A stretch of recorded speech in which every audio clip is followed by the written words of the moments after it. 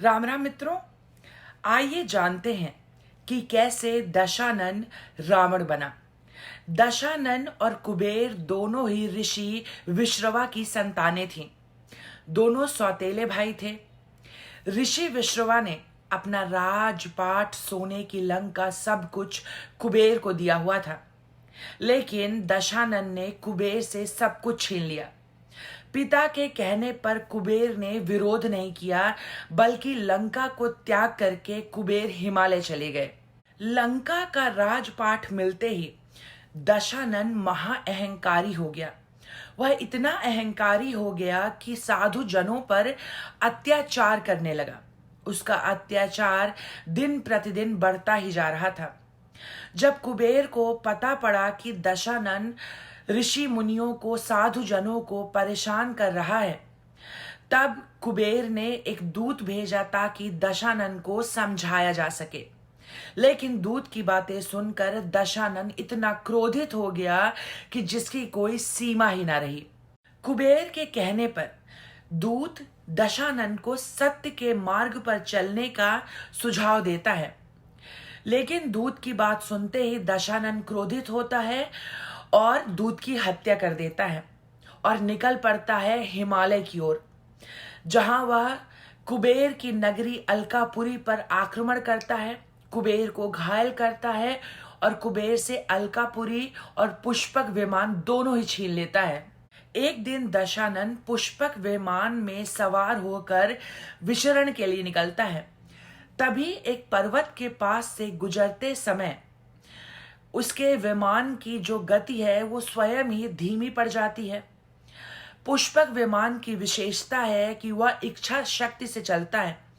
उसकी गति मन की गति से भी तीव्र है। जैसे ही पुष्पक विमान की गति धीमी पड़ती है, दशानन को आश्चर्य होता है। तभी उसकी नजर सामने खड़े नंदी महाराज पर पड़ती है। नंदी महाराज दशानन से कहते हैं कि भगवान शंकर अभी तपस्या में लीन है, ध्यान मग्न है, तुम अभी कृपा करके लौट जाओ। लेकिन दशानन इतना अहंकारी था कि उसने नंदी महाराज की बात को गंभीरता से ना लेते हुए अट्टहास करते हुए कहा कि कौन है ये शंकर? मैं उस पर्वत को जड़ से उखाड़ दूंगा जिस पर्वत ने मेरे विमान का मार्ग अवरुद्ध किया है। नंदी महाराज के सामने डींगे हाँकते हाँकते दशानन पर्वत को अपनी भुजाओं से नींव से उठाने का प्रयास करता है। इस हलचल से शंकर भगवान की साधना में विघ्न पड़ता है और उनका ध्यान विचलित हो जाता है। वहीं बैठे बैठे वह अपने पांव के अंगूठे से पर्वत को दबा देते हैं ताकि पर्वत स्थिर हो जाए। लेकिन भगवान शंकर के ऐसा करने से दशानन की भुजाएं उस पर्वत के नीचे दब जाती हैं। दशानन की भुजाएं पर्वत के नीचे दबने के कारण दशानंद अत्यंत पीड़ा में था, जिसके कारण उसके मुख से भीषण चित्कार निकल रही थी। वह दर्द में था, दुख में था और क्रोध में भी था। तभी उसके मंत्रियों ने उसे शिव स्तुति का सुझाव दिया।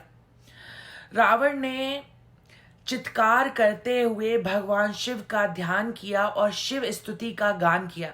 दशानन ने इतने पीड़ा, इतने क्रोध और इतने चित्कार में जिस तरह से भगवान शिव की स्तुति की और शिव स्तोत्रम का गान किया, उसे संस्कृत में रावः सुषर्णः कहा जाता है। अत्यंत पीड़ा के चलते जिस चित्कार से दशानन भगवान शिव को याद कर रहा था, उनकी स्तुति का गान कर रहा था, भगवान शिव ने प्रसन्न होकर दशानन का नाम रावण रखा, क्योंकि चित्कार को संस्कृत में राव कहते हैं। और चित्कार में जिन स्तोत्रम का गान दशानन ने किया उन्हें शिव तांडव स्तोत्र कहते हैं। आशा करती हूं कि आपका ज्ञान वर्धन हुआ होगा।